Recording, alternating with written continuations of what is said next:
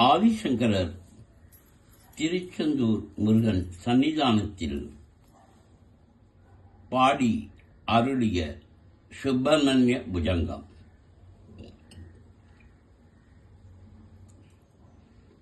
சதா பாலரூபாபி விக்னாந்தி கந்தி மகாதந்தி பக்தாபி பஞ்சாட்சமால்யா விஜீந்தாயமிக்க கணேஷா விதாமே விதத்தாம் ஸ்ரீயம் காபி கல்யாணமூர்த்திகி. ந ஜானாமி சப்தம் ந ஜானாமி சார்த்தம் ந ஜானாமி பத்யம் ந ஜானாமி கத்யம். ஷிஜேகா ஷடாஷா ரிஜிஜ்ஜோ ததேமி முகான்னி சரந்தே கிரச்சாபிச்சித்தம்.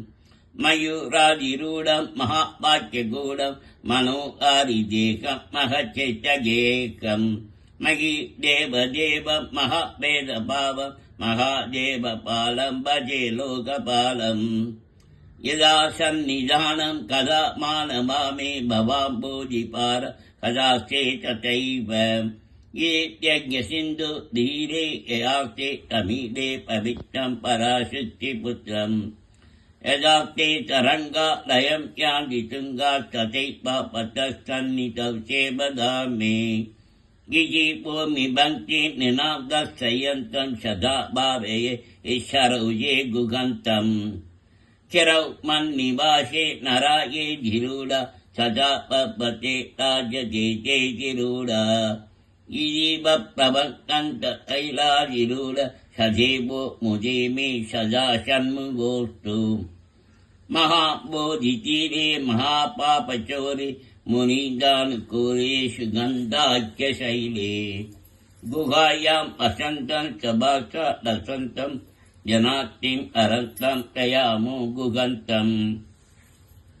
लसत्पर्णकेके नृणां कामदोगे सुमस्तोम सञ्जन्नमाणिक्यमञ्जे. समुद्यत्तहस्रार्थतुल्यप्रकाश सदा भावये कार्तिकेयं सुरेशम्. रणत्कंसके मञ्जले अन्धशोने मनोकारि लावण्य पीयूषपूर्णे. मनःषट्पदो मे भवक्ते सप्त सदा मोदतां कन्दते पादपद्मे. स्वर्णापदिव्यां परैपा समानां वनकिङ्कणी मेखला शोभमानाम्.